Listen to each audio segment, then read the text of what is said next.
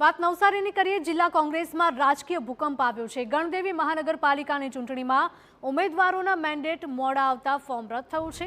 Ward number 1ની આખી પેનલના form રદ થયા છે। મોડા મેન્ડેટના કારણે વધુ ફોર્મ રદ થવાની શક્યતાઓ પણ રહેલી છે। ત્યારે કુલ 18 ફોર્મ રદ થયા છે। કોંગ્રેસના જિલ્લા પ્રમુખ અને તેમની ટીમની બેદરકારીનો આરોપ લાગ્યો છે। ગણદેવી નગરપાલિકાના 6 વોર્ડમાંથી એક વોર્ડમાં ભાજપ બિનહરીફ ફોર્મ તથા કોંગ્રેસના કાર્યકર્તામાં નારાજગીનું મોજું ફરી વળ્યું છે।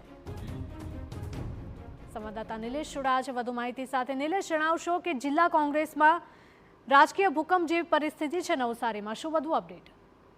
જે જગ્યાએ સમગ્ર ઘટનાક્રમ સર્જાયો છે એને લઈને નવસારી જિલ્લા કોંગ્રેસની જે કહી શકાય કે બેદરકારી ખૂબ મોટા પ્રમાણમાં છતી થઈ હોય તે પ્રકારની સ્થિતિ નિર્માણ થઈ છે। ગણદેવી નગરપાલિકાના કુલ 6 વોર્ડ છે। 6 વોર્ડમાંથી જે કંઈક 24 જેટલા જે કંઈક સભ્યો હોય છે, ઉમેદવારો હતા, પરંતુ એમાંથી 18 સભ્યોના ફોર્મ રદ થઈ ગયા છે। અને એ પણ નાની અમથી જે કંઈ કહી શકાય કે મેન્ડેટ મોડા પહોંચાડવા એવી નાની અમથી ભૂલના કારણે જે કંઈક કોંગ્રેસ એક મેનેજમેન્ટ માટે ખેરખા ગણાતી હતી એવી પાર્ટી હવે માત્ર મેન્ડેટ પણ સમયસર પહોંચાડી શકી નથી, જેના કારણે મોટો ભૂકંપ સર્જાયો છે। અને જે કાર્યકર્તાઓએ ઉત્સાહથી ફોર્મ ભર્યા હતા એ 18 ફોર્મ રદ થયા છે। એટલે ગણદેવી નગરપાલિકાની ચૂંટણી છે હવે બિનહરીફ થઈ ગઈ છે। ભારતીય જનતા પાર્ટીએ ચૂંટણી પહેલા જીત મેળવી લીધી હોય એ પ્રકારની સ્થિતિ નિર્માણ થઈ છે। ખાસ કરીને છેલ્લા કેટલાક સમયથી એટલે કે ભારતીય જનતા પાર્ટીની સામે કોંગ્રેસ ટકી શકે એવી પરિસ્થિતિમાં નથી।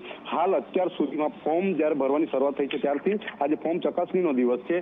કુલ 30 જેટલા ઉમેદવારો ભારતીય જનતા પાર્ટીના બિનહરીફ જાહેર થયા છે। એમાં ખાસ કરીને જિલ્લા પંચાયતની 3 બેઠકો અને અલગ અલગ જે કંઈક તાલુકા પંચાયતની 10 બેઠકો બિનહરીફ થઈ છે અને ગ્રામ પંચાયત મહાનગરપાલિકાની 2 બેઠકો બિનહરીફ થઈ છે। અને આજે ફરીથી 18 જેટલી બેઠકો બિનહરીફ થતા ભારતીય જનતા પાર્ટીએ જે કંઈ કહી શકાય કે ચૂંટણી પહેલા જ જીતનું જે કંઈક કમળ છે ખીલાવી દીધું છે। એ પ્રકારની સ્થિતિના પગલે કોંગ્રેસના કાર્યકર્તાઓમાં ખાસ કરીને આક્રોશની લાગણી જન્મી છે। છેલ્લા કેટલાક સમયથી કોંગ્રેસની સામે આક્રોશ અને એન્ટી ઇન્કમ્બન્સીનું જે ફેક્ટર ખૂબ મોટા પ્રમાણમાં બહાર આવ્યું હતું અને એ એન્ટી ઇન્કમ્બન્સીની સાથે હવે જે કંઈક હોદ્દેદારો છે એમની બેદરકારી સામે આવી છે। માત્ર બેદરકારીના કારણે માત્ર મેન્ડેટ પહોંચાડવું એ ટેકનિકલ વસ્તુ છે, ભાગ નથી, તેમ છતાં મેન્ડેટ પણ પહોંચાડી શકતા નથી। એ પ્રકારની પરિસ્થિતિના પગલે કોંગ્રેસના જે કાર્યકર્તાઓ છે એમાં જે હોદ્દેદારો છે એમની સામે આક્રોશની લાગણી જે કંઈક ફરી વળી છે। અને ખાસ કરીને ઉચ્ચ કક્ષાએ રજૂઆત કરવા માટેની જે કંઈક પ્રક્રિયા ચાલી રહી છે। 18 ફોર્મ રદ થયા છે અને એ પણ નાનું અમથું જે કહી શકાય કે મોડા પહોંચાડવા અને એમાં આ સમગ્ર ઘટનાક્રમને પગલે કોંગ્રેસના જે કંઈક જિલ્લા પ્રમુખ છે એમણે દાવો કર્યો છે કે રાજકીય દબાણમાં આવીને પ્રાંત અધિકારી દ્વારા આ પ્રકારે ફોર્મ રદ કરવામાં આવ્યા હોવાનો આરોપ કરી રહ્યા છે। માત્ર અને માત્ર મોડા પહોંચવાના કારણે આ પ્રકારની ઘટના ઘટી છે, આ પ્રકારનો નિર્ણય લેવામાં આવ્યો છે। આમાં કોઈ રાજનીતિ આવતી નથી, માત્ર ટેકનિકલ વસ્તુ છે। 3 વાગ્યા પહેલાનો સમય હોય છે, એમાં મેન્ડેટ રજૂ કરવાનો હોય છે, પણ રજૂ કરી શક્યા નથી। આંતરિક ખેંચાણના કારણે કે પછી ઈરાદાપૂર્વક આ પ્રકારે કરવામાં આવ્યું છે એ પણ તપાસનો વિષય બની ગયો છે। કોંગ્રેસના જે કંઈક હોદ્દેદારો છે એ આક્રોશ વ્યક્ત કરી રહ્યા છે અને ઉચ્ચ કક્ષાએ રજૂઆત કરવા માટેની પણ તૈયારી શરૂ કરી રહ્યા છે। જી નિલેશ, માહિતી બદલ આપનો આભાર।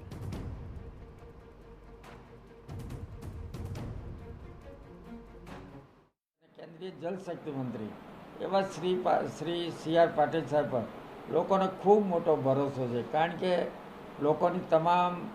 લોકોની લાગણી, માંગણી અને લોકોના કામ અને પાટીલ સાહેબ પણ અમારા વિસ્તારમાં સતત લોકો ઉપયોગી કામો કરતા આવ્યા છે। લોકોના સુખે સુખ, દુઃખે દુઃખ હર હંમેશ પાર્ટીના કાર્યકર્તાઓને શિખામણ આપી છે કે કોઈ પણ લોકોની તકલીફ હોય એમાં હર હંમેશ તમારે વચ્ચે જઈને ઊભો રહી જવાનું અને લોકોને પૂરેપૂરી તમારે મદદ કરવાની। એ રીતનું વાતાવરણ હોવાથી લોકો ભારતીય જનતા પાર્ટીમાં જોડાયા। તો આ ઘટના નવસારીની છે કે જિલ્લા કોંગ્રેસમાં ક્યાંક ને ક્યાંક રાજકીય ભૂકંપ જેવી પરિસ્થિતિનું નિર્માણ થયું છે।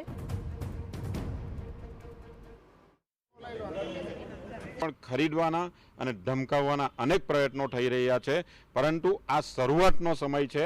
બધાને એવું લાગે છે કે કોંગ્રેસ પાર્ટી પાછળ પડી રહી છે, પીછડી રહી છે, પરંતુ કોંગ્રેસ પાર્ટી ક્યાંય પાછળ પડવાની નથી।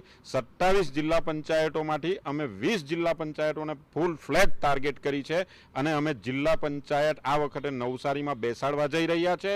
વાંસદાની સાથે 7 જિલ્લા પંચાયતો કબજે કરીશું, ચીખલીમાં 6 જિલ્લા પંચાયતો કબજે કરીશું અને ખેરગામમાં 2 જિલ્લા પંચાયતો કબજે કરીને ભારતીય જનતા પાર્ટીને એમની ઓકાત અને જગ્યા બતાવવાની અમારી તૈયારીઓ થઈ ચૂકી છે। ગણદેવી તાલુકામાં, નવસારી તાલુકામાં અને જલાલપોરમાં પણ અમે સારી સ્થિતિમાં